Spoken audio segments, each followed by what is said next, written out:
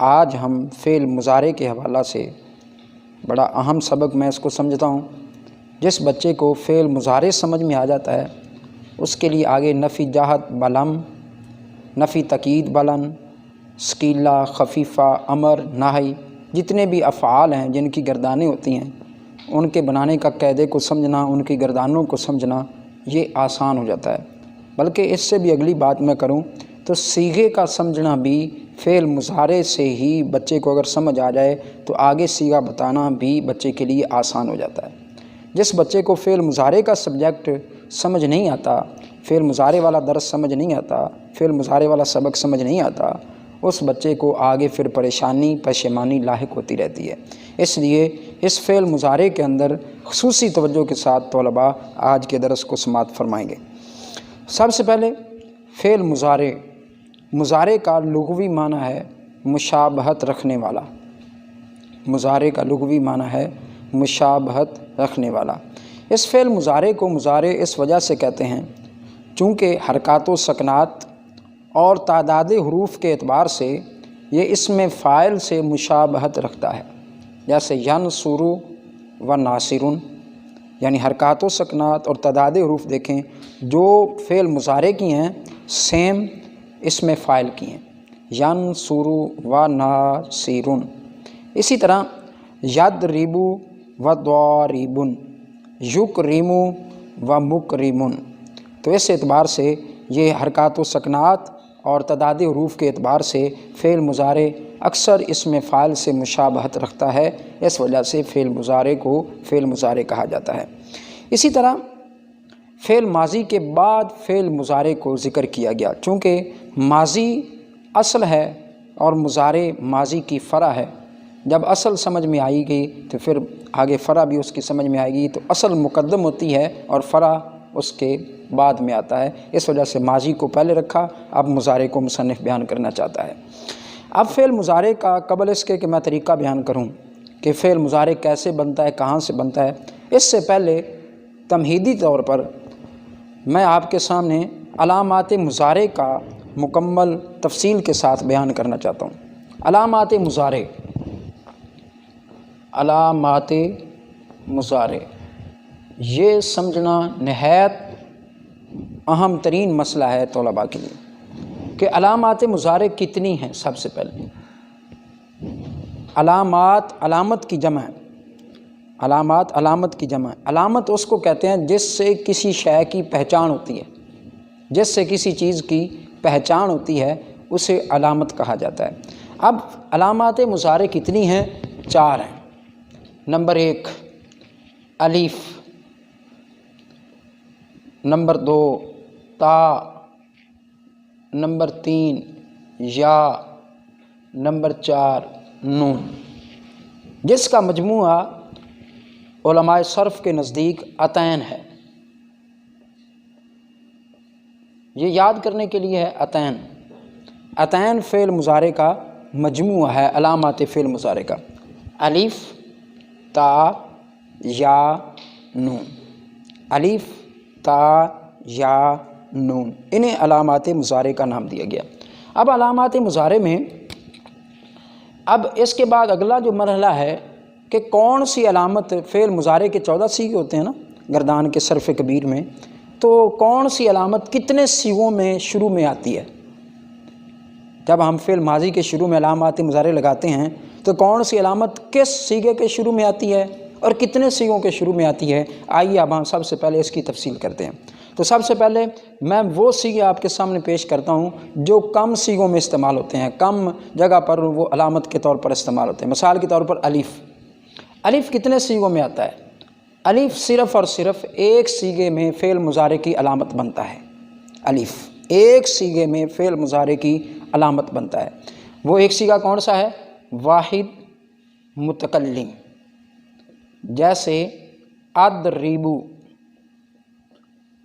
انصر، اور اسی طرح اسمع، اسمع، یہ فعل مضارع کی پہلی علامت ہے جسے ہم الف کا نام دیتے ہیں اور یہ واحد متکلم کے شروع میں آتی ہے۔ اکتب، اکتب، اسی طرح اس کی افتاحو اور بھی مثالیں آپ تلاش کر سکتے ہیں، تو میں نے چند ایک مثالیں دی ہیں، آپ آگے اپنی کوشش جاری رکھیں گے تاکہ جتنا آپ کو واحد متکلم کے حوالہ سے، فعل مضارع کے حوالہ سے سمجھ آئے گی، آپ بآسانی صیغے کی پہچان کر سکتے ہیں۔ اب الف ایک صیغے میں آتا ہے، اس کا نام ہے واحد متکلم۔ اب اس کے بعد میں تا کے بارے میں نہیں بتاؤں گا، یا کے بارے میں بھی نہیں بتاؤں گا، ہم آگے چلتے ہیں نون پر۔ میں نے اسی وجہ سے کہا کہ سب سے پہلے میں کم صیغے بتاؤں گا کہ کون سے علامت سب سے کم استعمال ہوتی ہے اور کتنے صیغوں میں ہوتی ہے۔ سب سے پہلے میں نے بتایا الف ایک صیغے میں آتا ہے، اس کے بعد نون بھی ایک صیغے میں آتا ہے۔ نون وہ ہے جمع متکلم۔ اب متکلم کے دونوں صیغے مکمل ہو گئے۔ واحد متکلم میں الف، جمع متکلم میں شروع میں علامت مضارع کے طور پر جو علامت بنتا ہے وہ نون ہے، جیسے نضربو۔ اب نضربو یہ علامت مضارع ہے۔ اسی طرح نسمعو، اسی طرح نکفرو، اکفرو واحد متکلم، نکفرو جمع متکلم۔ جتنی آپ علامتیں آگے بناتے جائیں گے فعل مضارع سے صیغے، تو جمع متکلم کے شروع میں سب سے پہلے نون ہی آئے گا، اور نون ہی جمع متکلم کی علامت ہے۔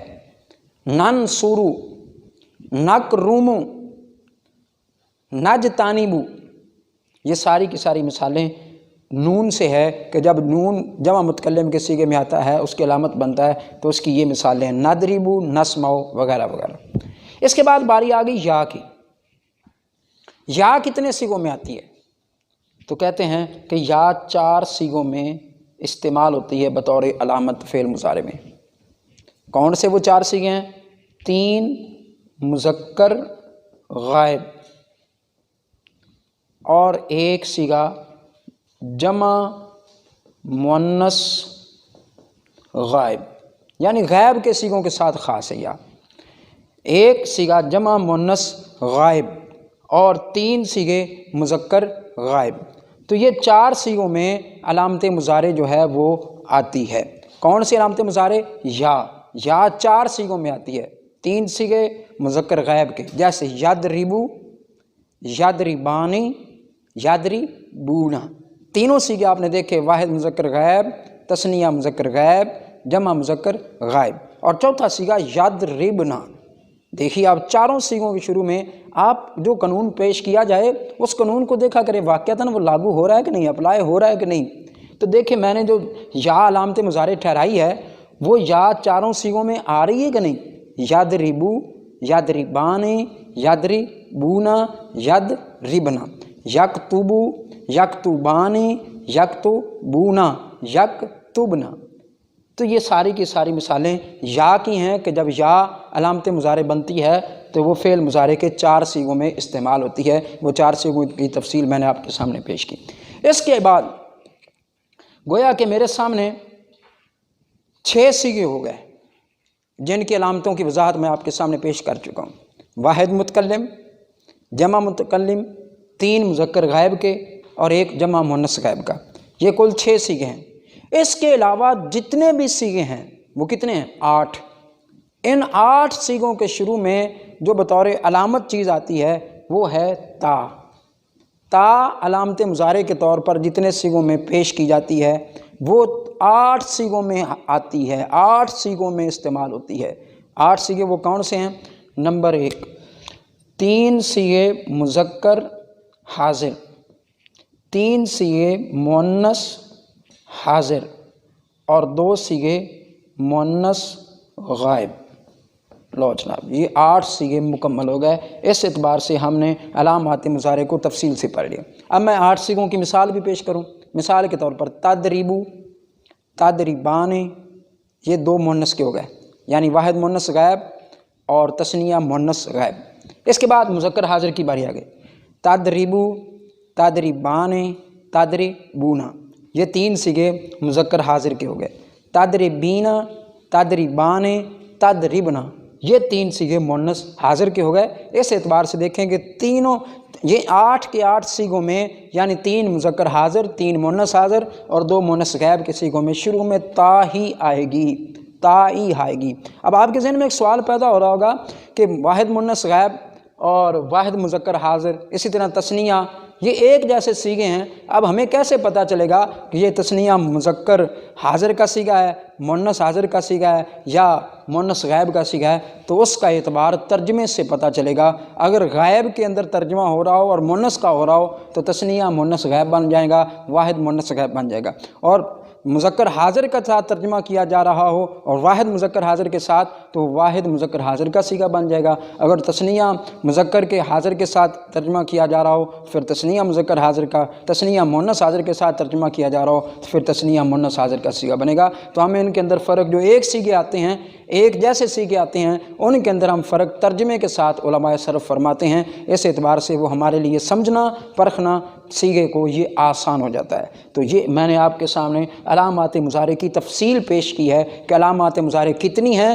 اور کون سی علامت کتنے صیغوں میں کس اعتبار سے آتی ہے۔ تو گویا کہ الف ایک صیغے میں، تا 8 صیغوں میں، یا 4 صیغوں میں، نون ایک صیغے میں، اس اعتبار سے یہ 14 صیغوں کی تفصیل آپ کے سامنے مکمل ہو گئی۔ اس کے بعد اگلی چیز وہ یہ ہے کہ یہ تو علامات مضارع تو شروع میں آتی ہیں، جیسے یادریبو کی یا شروع میں ہے، تادریبو کی تا شروع میں ہے، آدریبو میں الف شروع میں ہے، نادریبو میں نون بھی شروع میں ہے۔ اب اگلا سوال یہ ہے کہ فعل مضارع کے آخر میں کیا آتا ہے؟ فعل مضارع کے آخر میں کیا چیز آتی ہے؟ تو فعل مضارع کے آخر، فعل مضارع کے آخر میں 5 صیغوں میں، کتنے صیغوں میں؟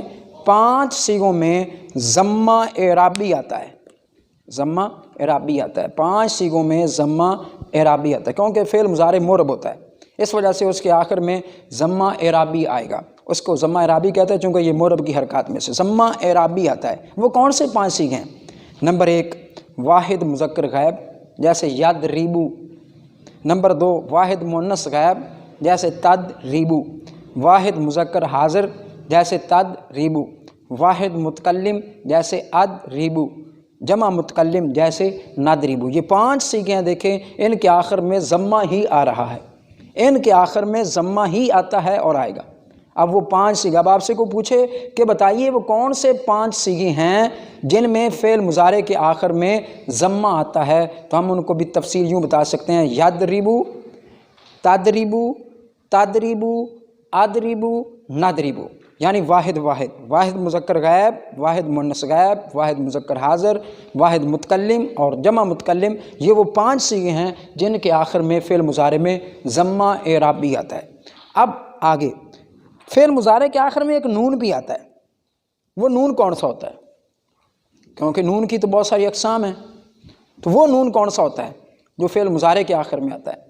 تو اس کا جواب دیا گیا کہ فعل مضارع کے آخر میں 7 صیغوں میں نون اعرابی آتا ہے۔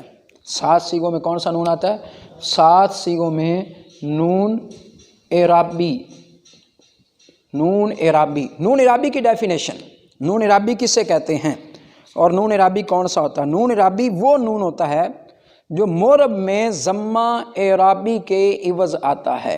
جیسے یدریبو میں تو ضمہ خود آیا ہوا ہے، مگر جہاں ضمہ نہیں آ سکتا، ضمہ آنے سے قاصر ہے، ضمہ نہیں آ سکتا، پڑھا نہیں جا سکتا، تو وہاں ضمہ نے اپنا قائم مقام چھوڑ دیا۔ وہ کون سا قائم مقام اس نے چھوڑا؟ اسے کہا جاتا ہے نون اعرابی۔ نون اعرابی وہ نون ہوتا ہے جو معرب میں ضمہ اعرابی کے عوض آتا ہے، ضمہ اعرابی کے بدلہ میں آتا ہے۔ جیسے یفعلون میں نون زبرنا، یفعلان میں نون زرنی، تفعلان میں نون زرنی۔ تو یہ کتنے صیغوں میں آتا ہے نون اعرابی کی ڈیفینیشن کے بعد؟ یہ 7 صیغوں میں نون اعرابی آتا ہے، 7 صیغوں میں۔ وہ کون سے 7 صیغے ہیں؟ نمبر 1 4 تثنیہ کے، تثنیہ کے 4 صیغوں میں نون اعرابی آتا ہے۔ جیسے تثنیہ کے 4 صیغوں سے مراد تثنیہ مذکر غائب، تثنیہ مؤنث غائب، تثنیہ مذکر حاضر، تثنیہ مؤنث حاضر۔ جیسے یفعلانی، تفعلانی، تفعلانی، تفعلانی۔ یہ دیکھو 4 صیغوں میں تثنیہ کے صیغوں میں نون آیا ہوا ہے، اور وہ 4 صیغوں میں نون اعرابی کی خود کی حرکت کیا ہے؟ وہ 4 صیغوں میں نون اعرابی خود مکسور ہے، خود کیا ہے؟ وہ مکسور ہے۔ گویا کہ 7 صیغوں میں آتا ہے، ان میں سے 4 تثنیہ کے، اور ان میں نون اعرابی خود مکسور ہوتا ہے۔ وہ 3 صیغے اور کون سے ہیں جن میں نون اعرابی آتا ہے؟ جمع مذکر غائب، جمع مذکر حاضر، اور واحد مؤنث حاضر، جیسے یفعلون، یضربون، ینصرون۔